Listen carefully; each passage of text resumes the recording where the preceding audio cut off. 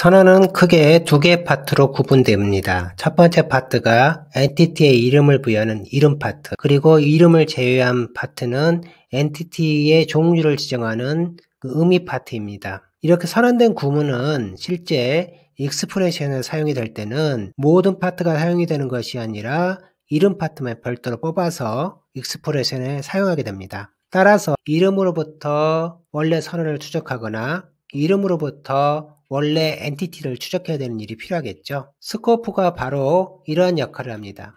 그래서 스코프에 대한 정의를 내려보게 되면 선언 또는 엔티티를 관리하는 시스템이다 라고 이렇게 정의를 내릴 수가 있게 됩니다. 자, C++에 있는 스코프의 내부 구조를 보게 되면 크게 두 개의 테이블 형태로 구성이 되어 있는 걸 확인할 수가 있습니다. 첫 번째가 이름하고 엔티티를 연결하려는 네임 테이블이 있고요.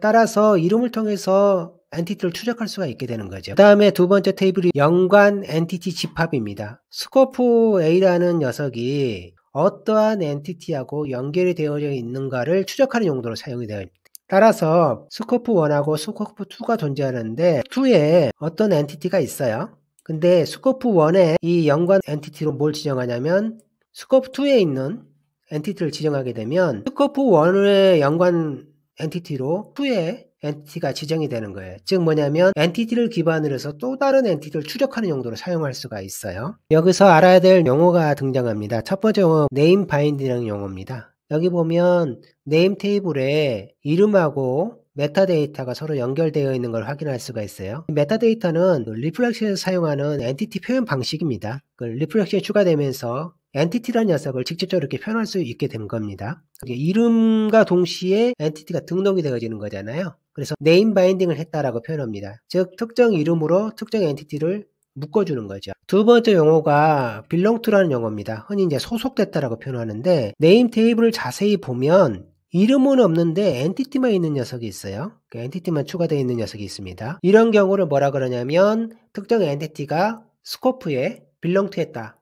소속되었다라고 표현합니다. belong to한 엔티티는 이름이 없기 때문에 이름으로는 검색할 수가 없어요. 대신 어떤 방식을 통해서 검색이 되냐면 이 연관 엔티티 셋을 통해서 검색을 할 수가 있습니다. 다음으로 알아야 될 용어는 타겟 스코프입니다. 타겟 스코프는 이름이 또는 엔티티가 포함되는 스코프가 타겟 스코프입니다. 네임1이라는 이름으로 엔티티가 있는데 타겟 스코프가 뭐냐면 스코프 1입니다. 타겟 스코프는 소속되는 대상의 스코프를 타겟 스코프로 부릅니다. 자, 예제를 통해서 알아보도록 하겠습니다. 모든 스코프의 최상위 스코프는 글로벌 스코프입니다. 글로벌 네임스페이스가 가지고 있는 스코프를 글로벌 스코프라 불러요.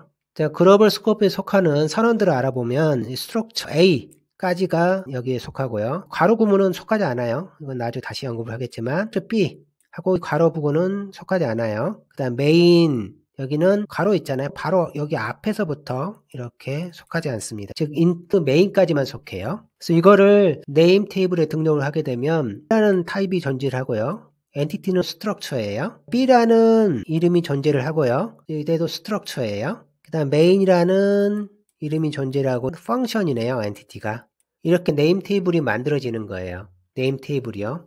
근데 여기는 하나가 더 숨어 있는 녀석이 있어요. 뭐냐면 belong to한 녀석이 있습니다. 그 녀석이 뭐냐면 이 call이라는 요 함수예요. 이 프렌드로 지정된 요 함수는 여기에 이름 없는 belong to하는 엔티티로 등록이 되어져요. 왜 그러냐면 스펙 문서를 보게 되면 알 수가 있습니다. 일단 프렌드의 타겟 스코프를 알 필요가 있어요. 타겟 스코프는 어떻게 되냐면 최대 근접 네임스페이스 스코프예요. 가장 가까이 있는 네임스페이스 스코프가 타겟 스코프에 따라서 여기에 이렇게 이름이 딱 지정이 되는 거예요. 콜 엔티티가 이렇게 이름이 없이 이렇게 등록이 되는 거예요. 전에 언급한 belong to한 엔티티예요. 그리고 여기는 뭐가 없냐면 그 연관 엔티티가 없어요. 구문상에 존재를 안 해요. 그 다음으로 여기 A 다음에 있는 괄호 부분을 언급하기 위치하겠죠. 이렇게 해서 여기에 뭐가 만들어지냐면 가로 시작해서 끝나는 그 사이가 뭐냐면 클래스 스코프예요. 클래스 스코프에는 네임 바인딩을 하는데 자기 자신을 네임 바인딩을 해요. 내부적으로 자기 이름이 안에 들어가요. 그래서 이걸 뭐라 부르냐면 주입된 클래스 이름이다 라고 불러요. 영어로는 injected class name 이렇게 부릅니다. 들어가서 보면 여기 B 클래스 스코프가 또 존재하겠네요. B 클래스 스코프, 여기도 B가 들어가겠죠. 여기는 B 자체 네임 테이블이 하나 만들어지고 연관 엔티티로 뭐가 만들어지냐면 콜을 이렇게 지정하게 돼요. 즉 B 스코프를 통해서 글로벌 스코프에 있는 콜이라는 엔티티를 출력할 수 있게 되는 거예요. 콜이라는 엔티티 자체는 글로벌에 속하지만 스트럭처 B에 있었던 프렌드 함수는 내부적으로 뭘 만들어내냐면 이 연관 셋을 하나 만들어주고 가게 됩니다. 따라서 스트럭처 B를 통해서 뭘 찾을 수가 있게 되냐면 이 콜을 찾을 수 있게 돼요. 그 다음에 이 메인 함수 쪽 뒤쪽으로 오게 되면 여기는 실은 두 개의 스코프가 있는데 첫 번째가 가로부터 시작해서 마지막까지 가는 이 스코프를 펑션 파라메타 스코프라 불러요. 두 번째 중괄호 이 부분은 다시 블락 스코프가 만들어집니다. 그래서 여기서는 스코프가 메인 이후로 해서 두 개가 만들어지는 거예요. 그래서 여기에 파라메타들 있잖아요. 펑션 파라메타 스코프에 들어가고요. 그 다음에 가로 이후에 등장하는 녀석은 블락 스코프에 들어가요. 이렇게 이제 구성이 되어집니다. 그러면 실제로 연관 엔티티 셋을 통해서 콜을 찾아내는 부분을 좀 알아봐야 되겠죠. 첫 번째 구분을 보면 콜이라는 함수를 호출하는데 첫 번째로 A에 대한 포인터를 보냈어요.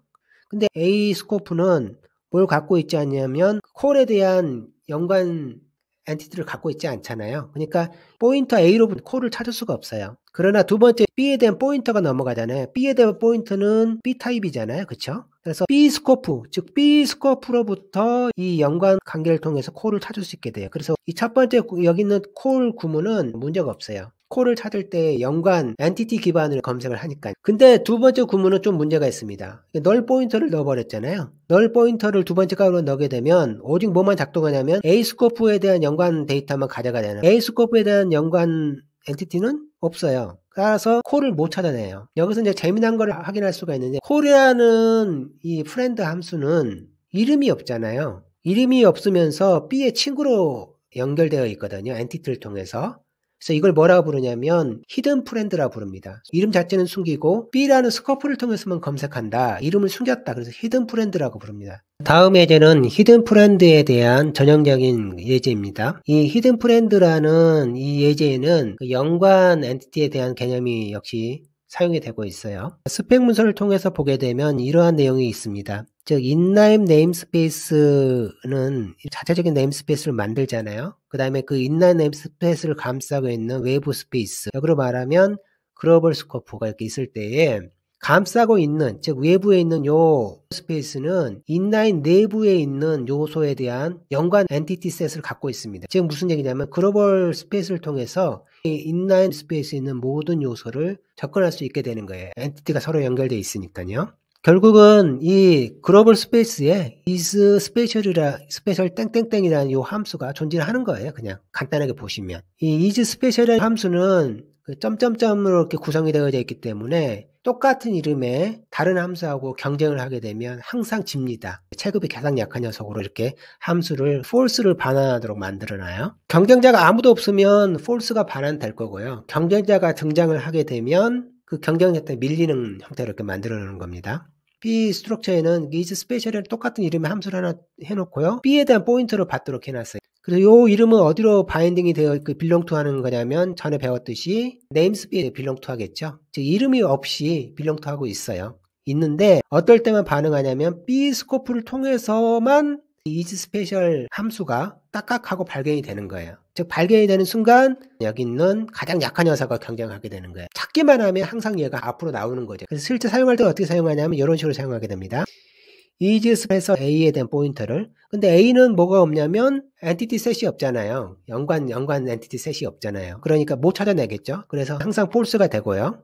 그 다음 두 번째 B를 하게 되면 B로부터 이 is 스페셜 좀 더 강한 is 스페셜이 발견이 되어지잖아요. 엔티티를 통해서. 발견이 되니까 경쟁하게 되면 이 true가 이기겠죠. 좀 특별한 클래스이고 A는 그렇지 못하다. 이런 식으로 해서 B가 가지고 있는 특성을 이런 식으로 표현할 수가 있어요. 그리고 또 여기 보면 컨서스 엑스포로 되어 있네요. 따라서 어디에 사용할 수 있냐면 상수 표현식에도 사용할 수가 있어요.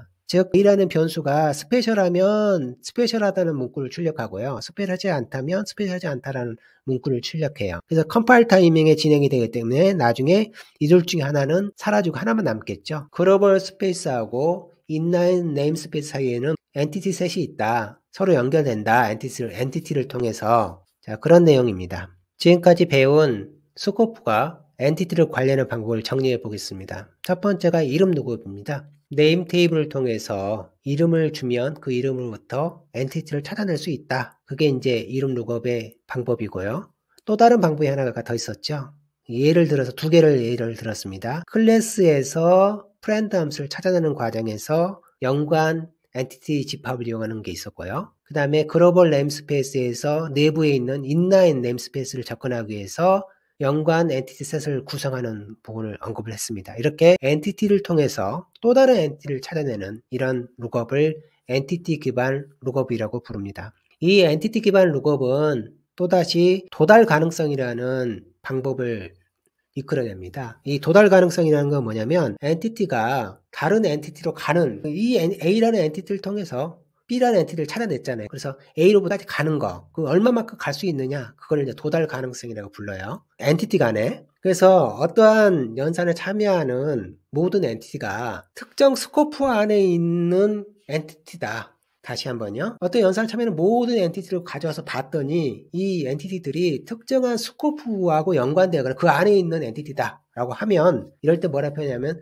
그 선언은 특정 스코프 안에 격리되었다라고 표현합니다. 선언이 스코프 안에 격리가 된다 이거예요. 이제 선언 격리성이라고 이렇게 표현을 하는데 20스펙에 모듈이 추가됐잖아요. 그 모듈을 설계하는 과정에서 가장 중요한 요소가 뭐냐면 선언에 대한 격리성입니다. 선언에 대한 격리성을 확보하기 위해서 이런 개념이 등장하게 된 거예요. 즉 엔티티를 통해서 새로운 엔티티를 계속 추적해서 나갈 수 있는데 이 엔티티를 통해 찾아갈 수 있는 범위가 어디냐, 그거를 어떻게 정의할 거냐, 그게 바로 도달 가능성이라는 개념입니다.